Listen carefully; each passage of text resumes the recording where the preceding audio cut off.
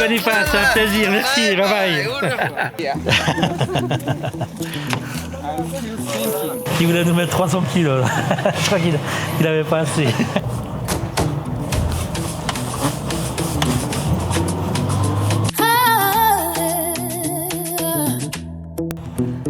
Safari yetu, safari ya mbali, kutoka jiji Bakanika, Nairobi, mji wa kelele na nyuki. La première chambre, voici la deuxième chambre où nous avons dormi. Ici, on a la kitchen pour se cuisiner quelque chose et la douche. Ici, par contre, on a eu des soucis d'électricité, on a eu des soucis d'eau. Regardez, regardez la couleur de l'eau ici. Alors, je leur ai dit, c'est trop cher ici pour ce que c'est. On pensait qu'il y avait quelque chose de mieux. C'est marqué luxury, donc c'est... Après, la piscine est belle, tout le reste est beau, en fait. Le lieu est beau, mais alors, au niveau de la chambre, c'est pas incroyable au niveau des pièces. Alors, c'est grand. Les lits sont très confortables. Les gens sont extraordinaires, sont accueillants, le staff est parfait. Mais alors, le lieu, là, il n'y a pas d'eau, pas d'électricité. On a eu l'alarme toute la nuit, la première nuit. Donc, faites votre propre avis, les amis. Allez, nous, on continue notre tour. On va direction Nairobi, un peu au sud, pour ensuite aller à Amboseli. Tambo! Yeah. Il est en train de nous dire que ce matin, cette nuit, il y a eu 2 lions qui étaient là, en fait, avec un buffle. Safari yetu, safari ya mbali, Good look! kutoka jiji Bakanika, Nairobi, mji wa kelele na nyuki. Au niveau des routes, des infrastructures routières, le Kenya est le pire des pays dans lesquels j'ai conduit. Et j'en ai conduit dans des pays. Même en République dominicaine où les routes étaient vraiment belles. Hop là, ça touche le fond de caisse, regardez ça. Voilà. Super. Pourtant, on a un 4x4. Hein. Voilà, la hauteur d'un 4x4. Attention, voilà. Et j'ai pas vu celui-là. On slalom, on zigzag, on va à droite. C'est comme ça qu'on roule ici. Voilà, pour en revenir à notre expérience du Oldar Poi, c'est vraiment dommage. Parce que vous savez, le Oldar Poi, c'était créé par les Maasai, c'est géré par les Maasai. Et tout l'argent qu'on donne, en fait, ça va pour les infrastructures Maasai, les écoles, les hôtels. Mais alors, j'ai trouvé vraiment dommage et puis very expensive le loyer de la room. Alors, je commence à parler anglais, vous avez vu les amis? Alors en fait, la chambre, alors les lits étaient super bien. Les lits franchement étaient confortables, bien dormis. Enfin bien dormis non, étaient vraiment confortables. Mais alors la première nuit, on a eu déjà l'alarme battery low toute la nuit. C'est-à-dire que la journée, c'est sur secteur. Et puis la nuit, c'est des batteries solaires qui reprennent. Donc ils ont des panneaux solaires et puis ça reprend. Et la première nuit, toute la nuit, depuis 1h30 du matin jusqu'à 5h du matin, on a eu l'alarme. On a écrit, savoir ce que c'était, si quelqu'un pouvait venir voir, il n'y avait pas eu de nouvelles. On a regardé dans le livre de sécurité d'urgence, il y avait un numéro. On a essayé d'appeler, on a essayé d'écrire, il n'y avait pas eu de nouvelles. Les premières nouvelles, c'était à 8h du matin. Et l'électricité, alors c'est vrai que même la journée, il y a énormément de coupures d'électricité. On ne sait jamais quand est-ce qu'on a l'électricité et quand est-ce qu'on n'a pas. Bien sûr, vu que c'est la saison des pluies, leurs panneaux solaires, ils captent peut-être pour moins de soleil. Donc on n'a pas d'électricité la nuit. La deuxième nuit, on s'est réveillé ce matin, on n'avait pas d'eau. On n'a pas pu se doucher. Alors on est à la bourre parce que là ce matin, on a 6 heures de route à peu près. On va direction Nairobi pour ensuite descendre un petit peu plus au sud pour rejoindre notre hôtel. Et ce matin, on n'a pas pu se doucher. On avait encore un petit peu d'eau dans une bouteille pour se brosser les dents, heureusement. Toute la nuit, il n'y a pas eu d'électricité, donc mes batteries n'ont pas pu charger. On profite de la voiture pour charger un peu les batteries. Pas d'eau, pas d'électricité. Un endroit qui se dit luxury, entre guillemets, c'est vraiment très cher. On a payé $150 la nuit. Alors $150 la nuit, c'est 3 fois le prix qu'on avait payé à Nakuru au Barn. Alors The Barn, c'était un Anyuki, 150 francs suisses la nuit pour ne pas avoir d'eau, ne pas avoir d'électricité. Ça fait beaucoup quand même. Hein. Donc voilà, je vous laisse juger. Est-ce que c'est luxury avec les images là que je vous transmets? Est-ce que ça vaut les 150 francs suisses? Alors on est à côté du parc Maasai, le parc national Maasai, mais moi franchement je pense pas que j'y retournerai. Là on a pensé se faire plaisir en arrivant à cet hôtel à Alder Point. On pensait bien se reposer vraiment, mais ça n'a pas été le cas quoi. On s'est dit on donne 150 francs pour une nuit, pour la nuit, on a fait 2 nuits. Ça va être la grande classe, on pourra vraiment recharger nos batteries, on pourra tout recharger, notre humeur et tout, et non ça n'a pas vraiment été le cas. Alors je veux quand même rajouter quelque chose, c'est que le staff, il était extraordinaire, il était vraiment bien. Donc ils s'inquiétaient pour nous. Quand on leur disait ce qui allait pas, eux ils y pouvaient rien en fait. Ils ont essayé de réparer, ils ont essayé de faire quelque chose, mais sans succès. Mais la cuisine était vraiment très bonne, nous on s'est régalé. Alors la cuisine, le repas du soir, c'est une espèce de petit buffet qui coûte $30 américains, donc à peu près 25 francs suisses. C'est clair que c'est un prix très élevé par rapport à ce qu'on a vu dans le pays, mais on a bien mangé et puis c'est cuisiné par les Maasai et la cuisine est vraiment bonne et le staff, le service est bien. Je vois plus grand chose et ouais vraiment c'était au niveau du staff ils sont vraiment bien. C'est dommage que la chambre elle était comme ça, c'est pour ça que je dis que c'est dommage.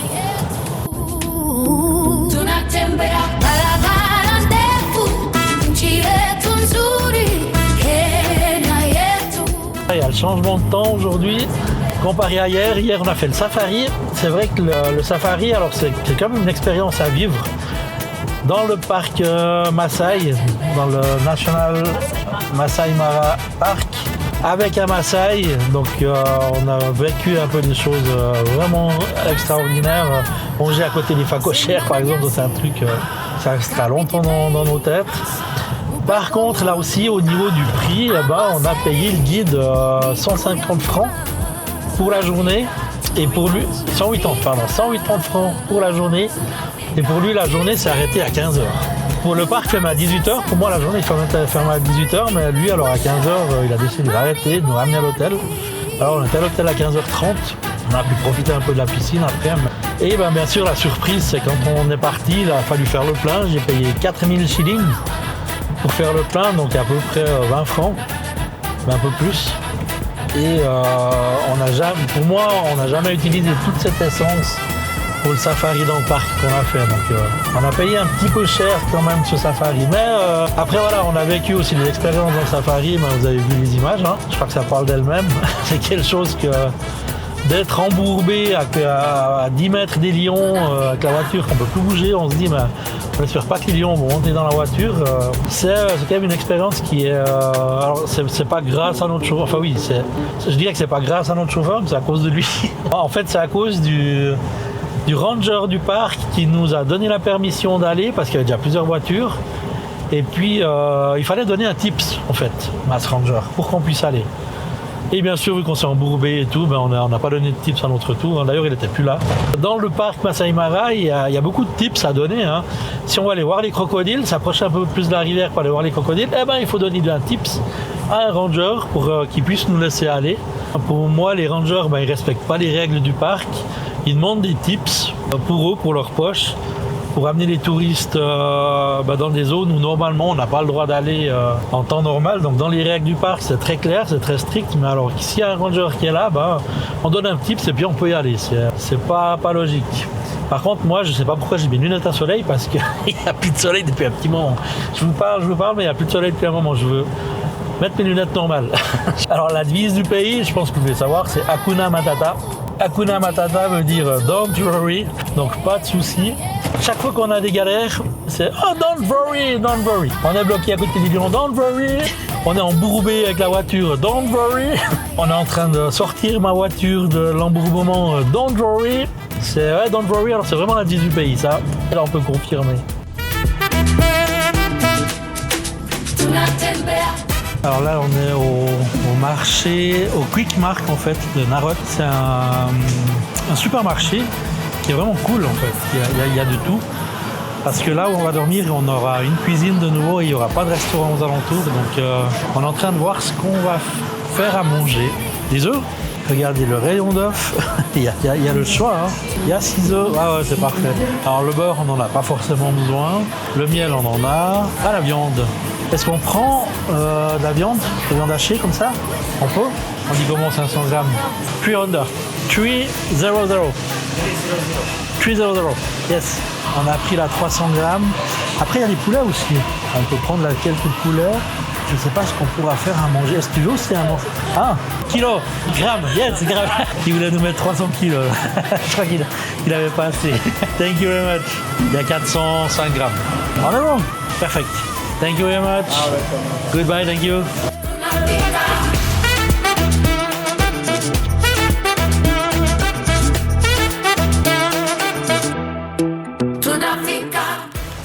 Ah, c'est vraiment un supermarché comme on a chez nous. Hein. On est ici à Narok. Je crois qu'on a tout.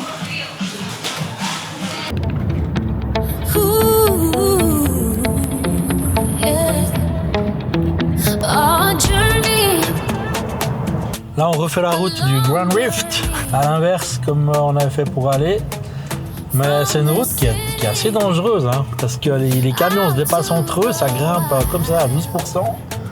Et puis les gens qui descendent arrivent à fond.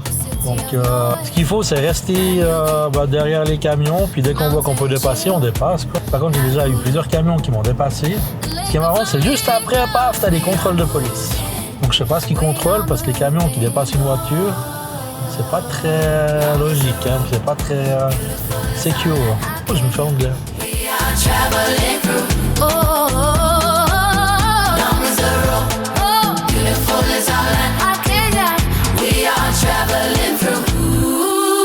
Masai Mara, the lions and the grass. Capiti plains, the wind is free. At the foot of the mountain. Voilà, nous sommes sur l'Expressway, les amis, très simple. En fait, les voitures de location, elles ont une puce à l'intérieur, donc vous allez sur la voie des puces. EFTC, ça s'appelle bien EFTC. Et puis ça ouvre la barrière automatiquement. Donc là, on évite vraiment le centre-ville de Nairobi, vu qu'on ne va pas au centre-ville. Et on longe la route normale qui est non payante à gauche. Et c'est vraiment très simple en fait. Il n'y a rien de compliqué là-dedans. Puis là, on voit que chez nous, ça circule bien. À gauche aussi. Mais ça va se gâter un peu plus tard à gauche. Regardez là, ça commence déjà à bouchonner. On connaît parce qu'on l'a fait quand on était là à Nairobi au début du voyage. C'est le 80. L'Expressway, c'est le 80. Puis regardez là, c'est le boulevard, quoi. Il n'y a personne. L'Expressway coûte 300 shillings normalement. Ça dépend beaucoup vous faites, mais normalement c'est 300 shillings. Donc ce qui représente 1 franc quelques. Hein. Pour les camions, c'est peut-être plus cher de faire. Mais pour nous, c'est pas grand-chose. Mais c'est un boulevard. Voilà, la route a été nickel. Depuis qu'on est parti du Masai Mara, et là, il y a juste du Masai Mara. Il y a juste eu le bout de montée où on devait rester derrière les camions puis dépasser dès qu'on pouvait, qui était un peu dangereux. Mais là, la route, elle est bonne. Et dans même pas 1 heure, on serait arrivé normalement à notre destination pour ces 2-3 prochains jours. Si vous aimez notre voyage, n'hésitez pas à vous abonner, les amis, c'est important. C'est important pour l'algorithme, que les gens puissent nous découvrir, que les gens puissent découvrir nos voyages. C'est important aussi pour nous motiver à continuer à faire des vidéos comme ça. C'est beaucoup de temps, hein.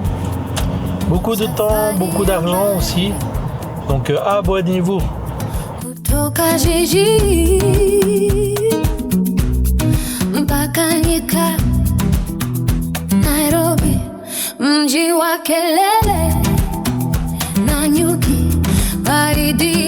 Alors ces plaines juste après Nairobi, c'est les plaines de Kapiti. Puis c'est dans ces plaines-là qu'on va dormir.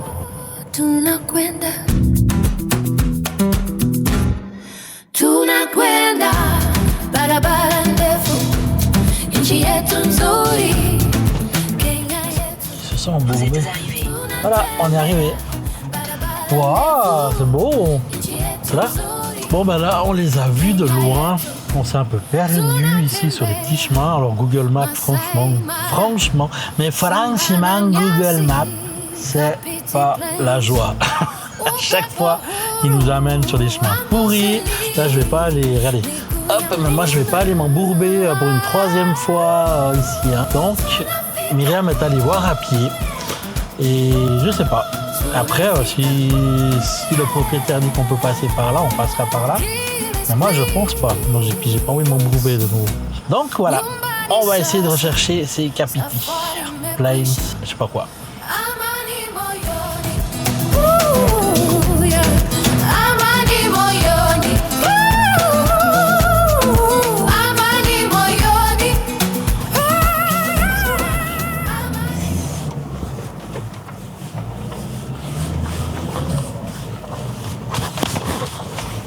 Ça devient dégueulasse la voiture, quoi.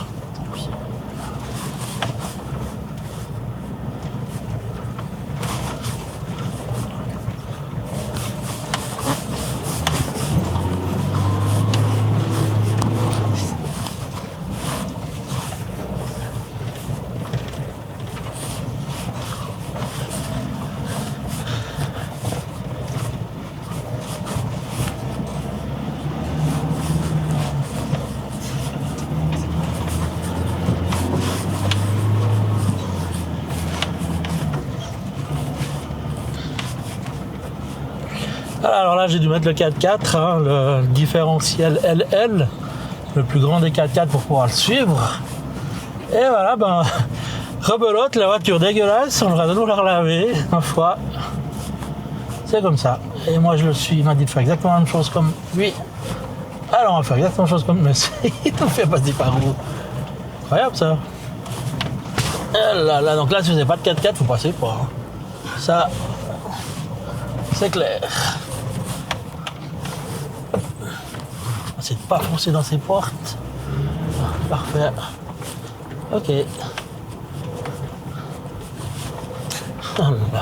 n'y a pas une autre route en fait. Hein.